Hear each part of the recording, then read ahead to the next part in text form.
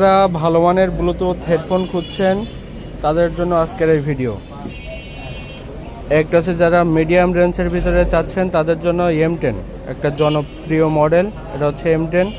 তারপরে যারা আর একটু ভালো চাচ্ছেন একটু মিডিয়াম বাজেটের ভিতরে তাদের জন্য আছে ANC টা একটা হচ্ছে আপনার একটা ডিসপ্লে ছাড়া, এই যেটা দেখছেন এটা হচ্ছে ডিসপ্লে ছাড়া, এটা হচ্ছে ডিসপ্লে,